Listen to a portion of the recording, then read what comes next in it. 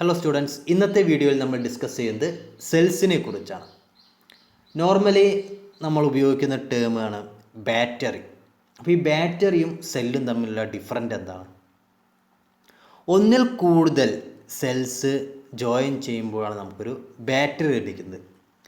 ഒരു സിംഗിളായിട്ടുള്ള എലമെൻറ്റിനെ നമ്മളെപ്പോഴും സെൽ എന്നാണ് പറയാറുള്ളത്. പക്ഷേ നോർമലി നമ്മൾ ഉപയോഗിക്കാറുള്ള ടേം എന്ന് പറയുന്നത് ഒരു ബാറ്ററി, രണ്ട് ബാറ്ററി എന്നാണ്.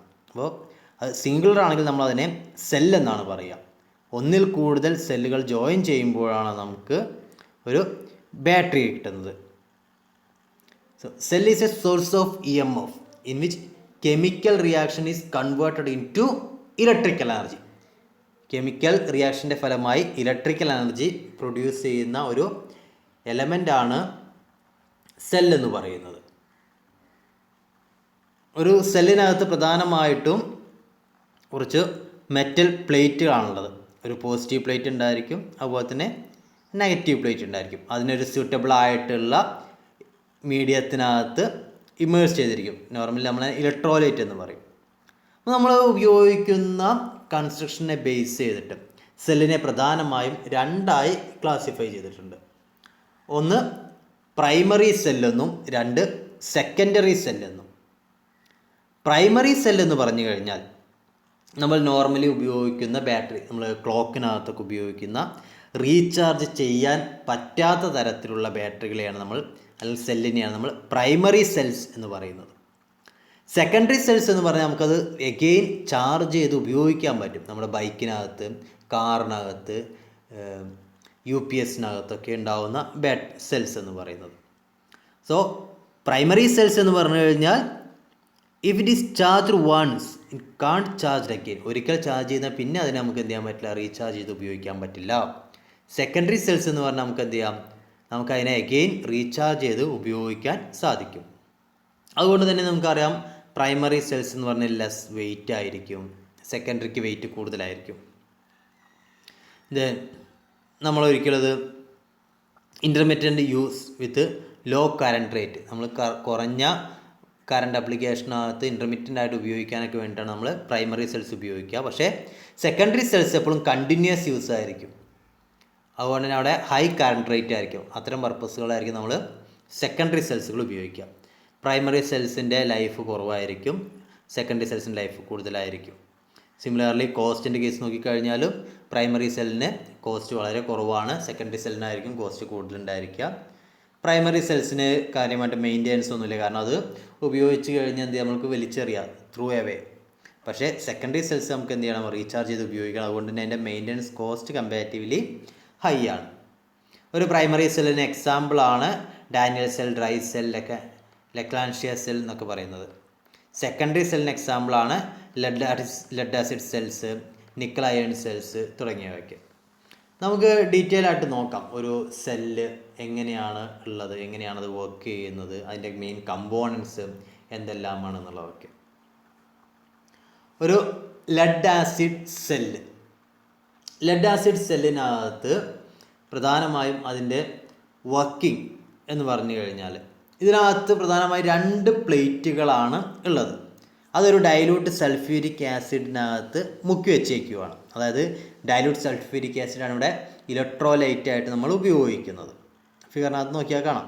ഇവിടെ പോസിറ്റീവ് ടെർമിനലായിട്ട് ഉണ്ടാകുന്നത് PbO2, അതായത് ലെഡ് പെറോക്സൈഡും, നെഗറ്റീവ് ടെർമിനലായിട്ട് Pb, അതായത് ലെഡുമാണ് നമ്മൾ എടുക്കുന്നത്. ഓക്കെ, പോസിറ്റീവ് പ്ലേറ്റ് ആനോഡായിട്ട് ലെഡ് പെറോക്സൈഡും, നെഗറ്റീവ് പ്ലേറ്റ് ആയിട്ട് അല്ലെങ്കിൽ കാത്തോഡായിട്ട് ഉപയോഗിക്കുന്നത് നമ്മൾ ലെഡുമാണ്.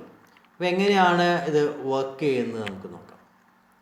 നമ്മൾ സെല്ലിനകത്തേക്ക് ഒരു സപ്ലൈ കറണ്ട് കൊടുക്കുന്ന സമയത്ത് അവിടെ ഒരു ചാർജിങ് ഡിസ്ചാർജിങ് പ്രോസസ്സാണ് നടക്കുന്നത്.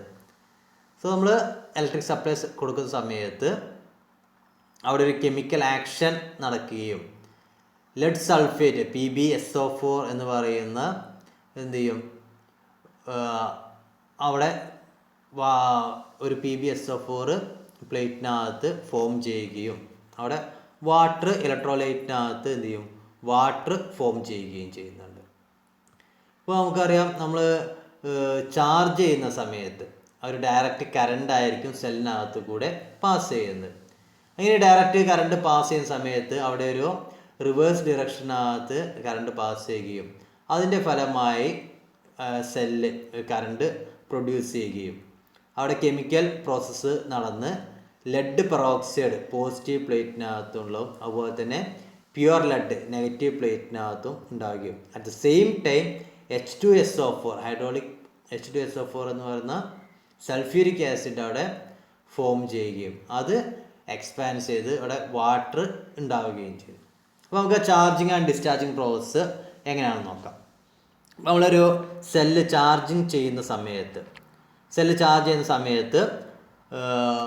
സെല്ല് ഫുള്ളി ചാർജ്ഡ്, അതിൻ്റെ പോസിറ്റീവ് അല്ലെങ്കിൽ ആനോഡ് എന്ന് പറയുന്നത് PbO2 and it's negative plate or cathode എന്ന് പറയുന്നത് Pb ലെഡ് ആയിരിക്കും.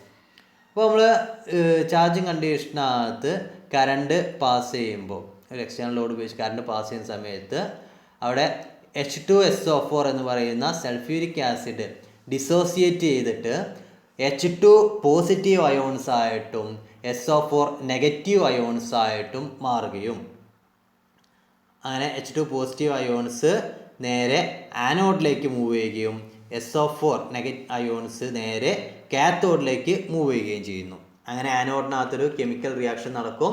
അതായത് ആനോഡിനകത്തുള്ള PbO2 lead peroxide H2 അയോൺസുമായി H2 അയോൺസും അതുപോലെ തന്നെ H2SO4 ആയുള്ള സൾഫ്യൂരിക് ആസിഡുമായിട്ട് കമ്പൈൻ ചെയ്ത് PbSO4ഉം വാട്ടറായും കൺവേർട്ട് ചെയ്യപ്പെടും. സിമിലർലി കാത്തോഡിനകത്ത് ലെഡ് SO4 അയോൺസുമായിട്ട് കമ്പൈൻ ചെയ്ത് PbSO4 ആയിട്ട് മാറുകയും ചെയ്യും. ഇതാണ് ഡിസ്ചാർജിങ് സമയത്ത് നടക്കുന്നത്. ഇനി ചാർജിങ് സമയത്താണെങ്കിലോ, ചാർജിങ് സമയത്ത് നമ്മൾ ഒരു ഡയറക്റ്റ് കറണ്ട് പാസ് ചെയ്യുന്ന സമയത്ത് ഒരു റിവേഴ്സ് ഡിറക്ഷനിലായിരിക്കും, ഇതിൻ്റെ നേരെ റിവേഴ്സ് ഡിറക്ഷനിൽ പ്രോസസ്സ് നടക്കും. അതായത് ചാർജിങ് സമയത്ത് H2 അയോൺസ് നേരെ കാത്തോഡിലേക്കും SO4 അയോൺസ് നേരെ ആനോഡിലേക്കും മൂവ് ചെയ്യും. ഇങ്ങനെ H2SO മൂവ് ചെയ്യുന്ന സമയത്ത് കാത്തോഡിനകത്ത് PbSO4 H2വുമായി കമ്പൈൻ ചെയ്ത് ലെഡും H2SO4 ആയിട്ട് മാറുകയും ആനോഡിനകത്താണെങ്കിൽ PbSO4 വാട്ടർ മോളിക്യൂൾസുമായി കമ്പൈൻ ചെയ്ത് PbO2 ലെഡ് പെറോക്സൈഡും അതുപോലെ തന്നെ H2SO4 അതായത് നോർമലി സൾഫ്യൂരിക് ആസിഡായിട്ട് മാറുകയും അതിൻ്റെ ഇനീഷ്യൽ കണ്ടീഷനിലേക്ക് എത്തുകയും ചെയ്യുന്നു. ഇതാണ് സിംപിളി ഒരു ലെഡ് ആസിഡ് സെല്ലിനകത്ത് നടക്കുന്ന chemical reaction, charging discharging process എന്ന് പറയുന്നത്. നമുക്ക് അത്ര ഡീറ്റെയിൽഡ് ആയിട്ടേക്ക് പോകേണ്ട ആവശ്യമൊന്നുമില്ല. നമുക്ക് ജസ്റ്റ് ഇതിൻ്റെ ഒരു കൺസ്ട്രക്ഷൻ ഡീറ്റെയിൽസ് നോക്കാം. ഒരു ലെഡ് ആസിഡ് സെല്ലിനകത്ത് ഉണ്ടാകുന്ന അല്ലെങ്കിൽ ലെഡ് ആസിഡ് ബാറ്ററിയുടെ കൺസ്ട്രക്ഷൻ ഡീറ്റെയിൽസ്. പ്രധാനമായും ഇതിനകത്ത് ഉണ്ടാകുന്ന പാർട്സ് എന്ന് പറയുന്നത് ഒരു കണ്ടെയ്നർ, ഒരു positive plate, negative plate, separator, electrolyte, അതുപോലെ തന്നെ സെൽ കവർ, വെൻറ്റ് പ്ലഗ്, പിന്നെ സെൽ കണക്റ്റർ, ബാറ്ററി ടെർമിനൽ. ഇതൊക്കെയാണ് പ്രധാനമായും ഒരു ലെഡ് ആസിഡ് സെല്ലിനകത്തുള്ള പ്രധാനപ്പെട്ട ഭാഗങ്ങൾ എന്ന് പറയുന്നത്. അപ്പോൾ എന്താണ് ഒരു കണ്ടെയ്നർ? കണ്ടെയ്നർ എന്ന് പറഞ്ഞു കഴിഞ്ഞാൽ ഒരു ഔട്ടർ ഷെല്ലാണ്. അപ്പോൾ ഇവിടെ കണ്ടെയ്നർ ഹൗസ് എന്ന് പറഞ്ഞു കഴിഞ്ഞാൽ ഇതിനകത്തായിരിക്കും നമ്മൾ നെഗറ്റീവ് പ്ലേറ്റും പോസിറ്റീവ് പ്ലേറ്റും ഇലക്ട്രോലൈറ്റും ഒക്കെ ഉണ്ടായിരിക്കുക. നോർമലി ആസിഡ് റെസിസ്റ്റിംഗ് മെറ്റീരിയൽസ് ആയിട്ടുള്ള ഗ്ലാസ്, ഹാർഡ് റബ്ബർ പോലുള്ള മെറ്റീരിയൽസ് ഉണ്ടായിരിക്കും കണ്ടെയ്നർ നിർമ്മിച്ചിട്ടുണ്ടായിരിക്കും. ദെൻ ഇവിടെ പോസിറ്റീവ് പ്ലേറ്റ് ആയിട്ട് ഉപയോഗിക്കുന്നത് ലെഡ് പെറോക്സൈഡ് ആണ്. അതിന് മുകളിൽ ഒരു ഗ്രിഡ് ഫ്രെയിമിൻ്റെ മുകളിൽ ലെഡ് പെറോക്സൈഡ് ഡെപ്പോസിറ്റ് ചെയ്തിട്ടാണ് നമ്മൾ ഉപയോഗിക്കുന്നത്. നോർമലി ആൻറ്റിമണി, ലെഡ് അലോയ് പോലുള്ള മെറ്റീരിയൽസ് ഉപയോഗിച്ചിട്ടാണ് നമ്മൾ ഗ്രിഡ് ഫ്രെയിംസ് ഉണ്ടാക്കാറുള്ളത്. നെഗറ്റീവ് പ്ലേറ്റ് ആയിട്ട് ഇവിടെ ഉപയോഗിക്കുന്നത് സ്പോഞ്ചി ലെഡാണ്. ഓക്കെ, ഇതും ഗ്രിഡ് ഫ്രെയിമിൻ്റെ മുകളിൽ കുറച്ചുകൂടി സ്റ്റിഫൻ സ്ട്രെങ്തൻ ചെയ്യാൻ വേണ്ടി ഗ്രിഡ് ഫ്രെയിമിൻ്റെ മുകളിലായിട്ടായിരിക്കും ലെഡ്, അതായത് സ്പോഞ്ചി ലെഡ് കോട്ടിങ് കൊടുത്തിട്ടുണ്ടായിരിക്കുക. ദെൻ അടുത്തൊരു കമ്പോണൻ്റ് ആണ് സെപ്പറേറ്റർ എന്ന് പറയുന്നത്. നോർമലി സെപ്പറേറ്റർ എന്ന് പറഞ്ഞു കഴിഞ്ഞാൽ ഒരു പോറസ് ആയിട്ടുള്ള ഇൻസുലേറ്റിംഗ് മെറ്റീരിയൽ കൊണ്ടായിരിക്കും നിർമ്മിച്ചിട്ടുണ്ടായിരിക്കുക. അതിനകത്ത് പോസിറ്റീവ് അതുപോലെ തന്നെ നെഗറ്റീവ് പ്ലേറ്റ്സ് നമ്മൾ സെപ്പറേറ്റ് ചെയ്യുന്നത് ഇതുപോലുള്ള ഇലക്ട്രിക് സെപ്പറേറ്റേഴ്സ് ഉപയോഗിച്ചിട്ടാണ്. സെപ്പറേറ്റർ മറ്റൊരു പ്രോപ്പർട്ടി എന്ന് പറഞ്ഞാൽ സെപ്പറേറ്റർ എന്ത് ചെയ്യണം, നിർബന്ധമായിട്ടും ഇലക്ട്രോലൈറ്റിൻ്റെ സർക്കുലേഷനെ പ്രിവെൻറ്റ് ചെയ്യണം, അത് ഫ്രീ ആയിട്ട് നടത്തണം. സോ നമ്മളെപ്പോഴും ഒരു പോറസ് മെറ്റീരിയൽസാണ് നമ്മൾ സെപ്പറേറ്ററായിട്ട് ഉപയോഗിക്കുക. Normally treated would, glass, rubber പോലുള്ള മെറ്റീരിയൽസാണ് നമ്മൾ ഉപയോഗിക്കാറുള്ളത്. ദെൻ ഇലക്ട്രോലൈറ്റ്, ഡൈല്യൂട്ട് ആയിട്ടുള്ള സൾഫ്യൂരിക് ആസിഡാണ് നമ്മളിവിടെ ഇലക്ട്രോലൈറ്റ് ആയിട്ട് ഉപയോഗിക്കുന്നത്. മറ്റൊരു ടേമാണ് സെൽ കവർ അല്ലെങ്കിൽ വെൻറ്റ് പ്ലഗ് എന്ന് പറയുന്നത്. നമ്മൾ എല്ലാ സെല്ലും നമ്മൾ ഒരു കവറിങ് കൊടുത്തിട്ടുണ്ടായിരിക്കും. ഒരു ഹാർഡ് റബ്ബർ പോലുള്ള മെറ്റീരിയൽസാണ് നമ്മൾ നോർമലി ഉപയോഗിക്കാറുള്ളത്. അതോടൊപ്പം തന്നെ അതിൻ്റെ മുകളിൽ വെൻറ്റ് പ്ലഗുകൾ നമ്മൾ പ്രൊവൈഡ് ചെയ്തിട്ടുണ്ടായിരിക്കും. വെൻറ്റ് പ്ലഗുകൾ അതിനകത്ത് വെൻറ്റ് ഹോൾസ് ഉണ്ടായിരിക്കും. അതിനകത്ത് ഒരു ഇലക്ട്രോ കെമിക്കൽ റിയാക്ഷൻ നടക്കുന്ന സമയത്ത് അതിനകത്ത് ഉണ്ടാവുന്ന ഗ്യാസസിന് ഈസി ആയിട്ട് എസ്കേപ്പ് ചെയ്യാൻ വേണ്ടിയിട്ടാണ് അവിടെ വെൻറ്റ് ഹോൾസ് കൊടുക്കുന്നത്. അപ്പോൾ ഇതിനെ വെൻറ്റ് പ്ലഗ് ഉള്ളത് കൊണ്ട് തന്നെ നമുക്ക് എന്ത് ചെയ്യാം, ഇലക്ട്രോലൈറ്റുകൾ ആഡ് ചെയ്യുന്നതിനെ കുറച്ചുകൂടി എളുപ്പമായിരിക്കും. ദെൻ മറ്റൊരു പാർട്ടാണ് സെൽ കണക്റ്റർ. സെൽ കണക്റ്റേഴ്സ് എന്ന് പറഞ്ഞാൽ നമുക്കറിയാം, ഒരു ബാറ്ററിയുടെ കേസിനകത്ത് കുറേ നമ്പർ ഓഫ് സെൽസുകൾ ഉണ്ടായിരിക്കും. അപ്പോൾ ഇൻഡിവിജ്വൽ സെൽസുകളെ തമ്മിൽ പരസ്പരം കണക്ട് ചെയ്യുന്നതിന് വേണ്ടിയിട്ടാണ് സെൽ കണക്റ്റേഴ്സ് നമ്മൾ ഉപയോഗിക്കാറുള്ളത്. നോർമലി ലെഡ് അലോയ്സ് ആണ് നമ്മൾ നോർമലി കണക്ടർ മെറ്റീരിയലായിട്ട് ഉപയോഗിക്കാറുള്ളത്. കാരണം സൾഫ്യൂരിക് ആസിഡ് പോലുള്ള മെറ്റീരിയൽസൊക്കെ അവിടെ ഉണ്ട്, കെമിക്കൽ റിയാക്ഷൻ നടക്കാനുള്ള സാധ്യതയുണ്ട്. അപ്പോൾ അതുകൊണ്ട് ഒരു കണക്ടറിന് മുകളിൽ പ്രോപ്പറായിട്ടുള്ള കോട്ടിങ്ങും നിർബന്ധമാണ്. ദെൻ ലാസ്റ്റ് ടേമാണ് ബാറ്ററി ടെർമിനൽ. ബാറ്ററി ടെർമിനൽ എന്ന് പറഞ്ഞു കഴിഞ്ഞാൽ നമുക്കറിയാം, നമുക്ക് ലാസ്റ്റ് ഫൈനലി നമുക്ക് ഔട്ട്പുട്ട് പുറത്തേക്ക് എടുക്കണം. ആ ഔട്ട്പുട്ട് പുറത്തേക്ക് എടുക്കുന്നതിന് വേണ്ടി ഒരു പോസിറ്റീവ് ടെർമിനലും നെഗറ്റീവ് ടെർമിനലും ഉണ്ടായിരിക്കും. ഓക്കെ, ടെർമിനൽ നോർമലി നമ്മൾ ലെഡ് അലോയ്സ് പോലുള്ള മെറ്റീരിയൽസ് ഉപയോഗിച്ചിട്ടാണ് നമ്മൾ ബാറ്ററി ടെർമിനൽസ് ഉണ്ടാക്കാറുള്ളത്. ഓക്കെ, ഇത്രയാണ് ഒരു ലെഡ് ആസിഡ് സെല്ലിൻ്റെ പ്രധാനപ്പെട്ട ഭാഗങ്ങൾ എന്ന് പറയുന്നത്. നമുക്ക് ഒന്ന് രണ്ട് ടേംസ്, അതായത് ബാറ്ററി അല്ലെങ്കിൽ സെല്ലുമായി ബന്ധപ്പെട്ട് വരുന്ന ഒന്ന് രണ്ട് ടേംസുകളാണ്. ഒരു ടേമാണ് കപ്പാസിറ്റി ഓഫ് എ ബാറ്ററി എന്ന് പറയുന്നത്. കപ്പാസിറ്റി ഓഫ് എ ബാറ്ററി എന്ന് പറഞ്ഞു കഴിഞ്ഞാൽ it is the quantity of electricity which can give during A single charge. അതായത് ഒരു തവണ ചാർജ് ചെയ്ത് കഴിഞ്ഞാൽ നമുക്കതിന് എത്ര ക്വാണ്ടിറ്റി ഓഫ് ഇലക്ട്രിസിറ്റി നമുക്ക് തരാൻ സാധിക്കും, ഔട്ട്പുട്ടായിട്ട് ലഭിക്കും. അതിനെയാണ് നമ്മൾ കപ്പാസിറ്റി ഓഫ് ബാറ്ററി എന്ന് പറയുന്നത്. നോർമലി നമ്മളത് മെഷർ ചെയ്യുന്നത് ആംബിയർ ഹവറിലാണ് നമ്മൾ ബാറ്ററിയുടെ കപ്പാസിറ്റി പറയാറുള്ളത്. മറ്റൊന്നാണ് എഫിഷ്യൻസി ഓഫ് ബാറ്ററി എന്ന് പറയുന്നത്. എഫിഷ്യൻസി, അതായത് ഒരു ബാറ്ററിയുടെ എഫിഷ്യൻസി എത്രത്തോളം ഉണ്ട് എന്നുള്ളതാണ്. അപ്പോൾ എഫിഷ്യൻസി ഓഫ് ബാറ്ററി എന്ന് പറഞ്ഞാൽ നമ്മൾ രണ്ട് രീതിയിൽ പറയാറുണ്ട്. ഒന്ന് ആംബിയർ ഹവർ എഫിഷ്യൻസിയിലും പറയാറുണ്ട്, വാട്ട് അവർ എഫിഷ്യൻസിയിലും പറയാറുണ്ട്. അത് നമുക്ക് എത്ര ആംബിയർ നമുക്ക് ഇൻപുട്ട് ഔട്ട്പുട്ട് തമ്മിലുള്ള ratio.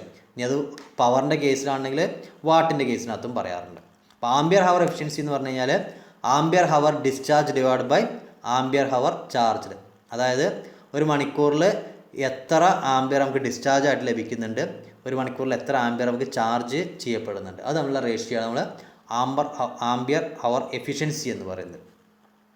Similarly what our efficiency എന്ന് പറഞ്ഞു കഴിഞ്ഞാൽ energy given to discharge, energy given to charge. അതായത് നമ്മളൊരു ബാറ്ററി ചാർജ് ചെയ്യാൻ വേണ്ടി എത്ര എനർജി കൊടുക്കുന്നുണ്ട്, അതുപോലെ തന്നെ ഡിസ്ചാർജ് ചെയ്യുമ്പോൾ നമുക്ക് എത്ര എനർജി അതിനകത്തേക്ക് കൊടുക്കുന്നു, അത് തമ്മിലുള്ള റേഷ്യോ ആണ് വാട്ട് അവർ എഫിഷ്യൻസി എന്ന് പറയുന്നത്. ബാറ്ററി റേറ്റിംഗ്, നമ്മൾ എങ്ങനെയാണ് ഒരു ബാറ്ററീനെ റേറ്റ് ചെയ്യുക. ഓക്കെ, നമ്മൾ ബാറ്ററി എടുക്കുന്ന സമയത്ത് എങ്ങനെയാണ് നമ്മളൊരു ബാറ്ററിയെ റേറ്റ് ചെയ്യുക എന്നുള്ളതാണ്. പ്രധാനമായും രണ്ട് രീതിയിൽ നമുക്ക് റേറ്റിംഗ് നടത്താറുണ്ട്. ഒന്ന് ആംബിയർ ഹവർ കപ്പാസിറ്റി, രണ്ട് reverse capacity. Ampere hour capacity എന്ന് പറഞ്ഞു കഴിഞ്ഞാൽ നമ്മൾ നോർമലി അത് AH എന്ന് പറയുന്ന ലെറ്റർ ഉപയോഗിച്ചാണ് ഡിനോട്ട് ചെയ്യുക. സംടൈം നമ്മൾ ആംപ്സ് ഹവർ എന്നും ഉപയോഗിക്കാറുണ്ട്. So it is the amount of energy charge in a battery that will allow 1 ampere of current to flow 1 hour. അതായത് ഒരു മണിക്കൂറിൽ 1 ആംബിയർ കറണ്ട് പാസ് ചെയ്യുന്നതിന് വേണ്ടി എത്ര എമൗണ്ട് എനർജി നമ്മൾ ചാർജ് ചെയ്യണം, അതാണ് ആംബിയർ അവർ കപ്പാസിറ്റി എന്ന് പറയുന്നത്. സിമിലർലി നമുക്ക് റിവേഴ്സ് കപ്പാസിറ്റി എന്ന് പറയുന്ന ടേം നമ്മൾ നോർമലി ഇടയ്ക്ക് ഉപയോഗിക്കാറുള്ള ടേമാണ്. It is a number of minutes a fully charged battery can sustain designed constant load usually 25 amps before it's fully charge. അതായത് നമ്മൾ മിനിമം ചാർജ് ചെയ്ത് കഴിഞ്ഞാൽ കോൺസ്റ്റൻറ്റ് ലോഡ് കൊടുത്ത് നമുക്ക് എത്ര ടൈം അത് അതിനെന്ത് ചെയ്യും, ഫുള്ളി ചാർജ് കണ്ടീഷനിൽ നിൽക്കാൻ സാധിക്കും. അതാണ് അതിൻ്റെ റിവേഴ്സ് കപ്പാസിറ്റി എന്ന് പറയുന്നത്. നോർമലി നമ്മൾ ഒരു 12 volt ബാറ്ററിയുടെ കേസിനകത്ത് ബാറ്ററി വോൾട്ടേജ് ഫാളൻ ടു 10.5, അതായത് 12 voltൽ നിന്ന് എപ്പോൾ അത് 10.5ലേക്ക് എത്തുന്നു എന്നുള്ള ടൈമിംഗ് നോക്കിയിട്ടാണ് നമ്മളതിൻ്റെ റിവേഴ്സ് കപ്പാസിറ്റി നോക്കുന്നത്. ഓക്കെ, അപ്പോൾ ഇത്രയും കാര്യങ്ങളാണ് ഇതിന് വരുന്നത്. പിന്നെ പ്രധാനപ്പെട്ട മറ്റൊരു ടോപ്പിക്കാണ് മെയിൻ്റനൻസ്. എങ്ങനെയാണ് നമുക്ക് ഒരു ലെഡ് ആസിഡ് സെല്ലിൻ്റെ മെയിൻ്റനൻസ് നടത്തുക എന്നുള്ളതാണ്. അപ്പോൾ ഒരു ലെഡ് ആസിഡ് സെല്ല് പ്രോപ്പറായിട്ട് മെയിൻറ്റെയിൻ ചെയ്യണമെങ്കിൽ എന്തെല്ലാം കാര്യങ്ങളാണ് നമ്മൾ ശ്രദ്ധിക്കേണ്ടത്?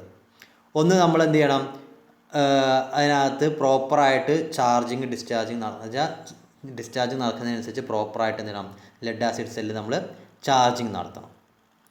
ദെൻ ഹൈഡ്രോമീറ്റർ ഉപയോഗിച്ച് നമ്മൾ ഉപയോഗിക്കുന്ന ലെഡ് ആസിഡ് സെല്ലിനകത്തുള്ള ആസിഡിൻ്റെ സ്പെസിഫിക് ഗ്രാവിറ്റി ചെക്ക് ചെയ്യണം. കാരണം അതിൻ്റെ സ്പെസിഫിക് ഗ്രാവിറ്റി മാറിക്കഴിഞ്ഞാൽ അതിൻ്റെ ക്വാളിറ്റി നഷ്ടപ്പെടും, നമുക്ക് കിട്ടുന്ന എഫിഷ്യൻസി കുറഞ്ഞു വരും. അപ്പോൾ നമ്മൾ എപ്പോഴും സ്പെസിഫിക് ഗ്രാവിറ്റി ഇൻ്റർമീഡിയൻ്റ് ആയിട്ട് ചെക്ക് ചെയ്യണം. And also check electrolyte level in the battery at least 4 times a year and top up each cell with distilled water. നമ്മൾ ഇലക്ട്രോലൈറ്റിൻ്റെ ലെവൽ കുറഞ്ഞു കഴിഞ്ഞാൽ നമ്മുടെ ബാറ്ററി സെല്ലിൻ്റെ ലൈഫ് കുറയും, അല്ലെങ്കിൽ എഫിഷ്യൻസി കുറയും. അപ്പോൾ നമ്മൾ എന്ത് ചെയ്യണം, ഇടയ്ക്കൊക്കെ അതിനകത്ത് ഇലക്ട്രോലൈറ്റ് ഉണ്ടോ എന്ന് ചെക്ക് ചെയ്യണം. ഇല്ല എങ്കിൽ അത് ടോപ്പ് ചെയ്യുക. ടോപ്പ് ചെയ്യുക എന്ന് പറഞ്ഞാൽ എത്രയാണോ കുറവ് വെച്ചാൽ അത് അകത്തേക്ക് എന്ത് ചെയ്യുക, ഡിസ്റ്റിൽഡ് വാട്ടർ ഉപയോഗിച്ച് ഫില്ല് ചെയ്യാം. Then do not add water to the discharge battery. അതായത് ഒരിക്കലും പ്യുവർ ആയിട്ടുള്ള വാട്ടർ എന്ത് ചെയ്യരുത്, നമ്മൾ ബാറ്ററിക്കകത്ത് ആഡ് ചെയ്യരുത്. ഡിസ്റ്റിൽഡ് വാട്ടർ, അത് പ്യൂരിഫൈ ചെയ്തിട്ടുള്ള ഡിസ്റ്റിൽഡ് ആയിട്ടുള്ള വാട്ടർ തന്നെ എന്ത് ചെയ്യണം, നമ്മൾ ഉപയോഗിക്കണം. Keep tops of the batteries clean and check that cables are tight. സെല്ലിൻ്റെ ടോപ്പ് പോർഷൻ എപ്പോഴും ക്ലീൻ ആക്കി വെക്കുക. അതിനകത്ത് ചിലപ്പോൾ എന്ത് ചെയ്യും, എന്തെങ്കിലും കോട്ടിങ്, ഓക്സിഡേഷൻ സംഭവിച്ച് കോട്ടിംഗ് ഒക്കെ ഫോം ചെയ്യാൻ സാധ്യതയുണ്ട്. അപ്പോൾ അത് എന്ത് ചെയ്യുക, ക്ലീൻ ചെയ്ത് റിമൂവ് ചെയ്യുക. അതുപോലെ തന്നെ കേബിൾസൊക്കെ എപ്പോഴും ടൈറ്റ് ആണെന്നുള്ളത് ചെക്ക് ചെയ്യുക. Do not tighten or remove cables while charging and discharging. ഒരു കാരണവശാലും ബാറ്ററി വർക്ക് ചെയ്യുന്ന കണ്ടീഷൻ, അത് ചാർജിങ് അല്ലെങ്കിൽ ഡിസ്ചാർജിങ് നടക്കുന്ന സമയത്ത് ഡയറക്റ്റായി പോയി കേബിൾസ് ടച്ച് ചെയ്യുകയോ ആ കേബിൾസ് റിമൂവ് ചെയ്യുകയോ ചെയ്യാൻ പാടുള്ളതല്ല. Any spark around battery can cos hydrogen explosion inside. അതാണ് അങ്ങനെ വർക്കിംഗ് കണ്ടീഷനകത്ത് നമ്മൾ ടെർമിനൽസിനകത്ത് തൊട്ട് അല്ലെങ്കിൽ അത് ഇളക്കുകയോ ചെയ്ത് കഴിഞ്ഞാൽ എന്ത് ചെയ്യും, അതിനകത്ത് സ്പാർക്ക് പ്രൊഡ്യൂസ് ചെയ്യാനുള്ള സാധ്യത കൂടുതലാണ്. അങ്ങനെ ഇൻസൈഡിൽ എക്സ്പ്ലോഷൻ വരെ സംഭവിക്കാനുള്ള സാധ്യത വളരെ കൂടുതലാണ്. അതുകൊണ്ട് ഒരു കാരണവശാലും നമ്മൾ ബാറ്ററി ചാർജിങ് ഡിസ്ചാർജിങ് സമയത്ത് അത് ടെർമിനൽ ടൈറ്റൻ ചെയ്യാനോ ലൂസൻ ചെയ്യാനോ അഴിച്ചു നോക്കാനോ ഒന്നും നോക്കരുത്. അപ്പോൾ ഇത്രയും കാര്യങ്ങളാണ് നമുക്ക് ഇന്നത്തെ വീഡിയോയിൽ ഡിസ്കസ് ചെയ്യാനുള്ളത്. സോ അടുത്ത വീഡിയോയിൽ നമുക്ക് പുതിയ ടോപ്പിക്കുമായി കാണാം. Thank you.